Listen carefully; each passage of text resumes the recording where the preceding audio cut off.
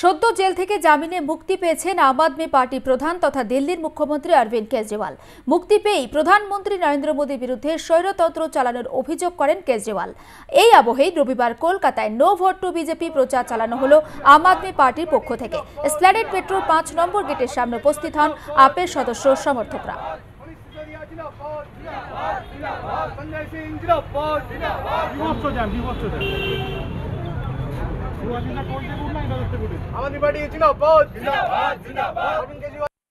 মূল উদ্দেশ্য হচ্ছে দেশ থেকে স্বৈরতন্ত্রকে শেষ করবা। যেভাবে আমরা দেখতে পাচ্ছি স্বৈরাচারী সরকার হয়ে উঠছে আস্তে আস্তে, তাতে এই নির্বাচনটা হয়তো আপনার নির্বাচন দেওয়ার শেষবার।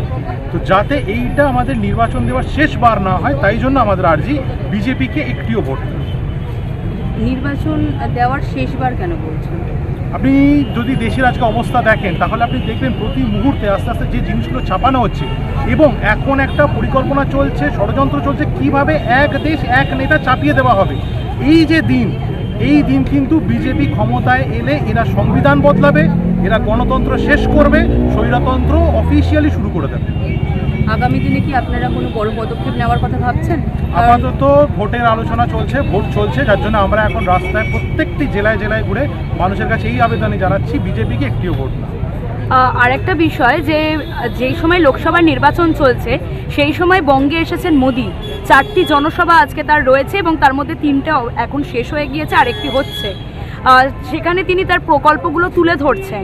কি বলবেন এই বিষয়টা নিয়ে? প্রকল্প নেই ওনার কোনো, কি তুলে ধরবেন? আপনি আজকে দেখুন প্রধানমন্ত্রীকে প্রত্যেকটা র্যালিতে দাঁড়িয়ে হিন্দু, মুসলমান, পাকিস্তানকে টানতে হচ্ছে। দেশের আজকে অবস্থা দেখেন, তাহলে আপনি দেখবেন প্রতি মুহূর্তে আস্তে আস্তে যে জিনিসগুলো ছাপানো হচ্ছে, এবং এখন একটা পরিকল্পনা চলছে, ষড়যন্ত্র চলছে কিভাবে এক দেশ এক নেতা চাপিয়ে দেওয়া হবে।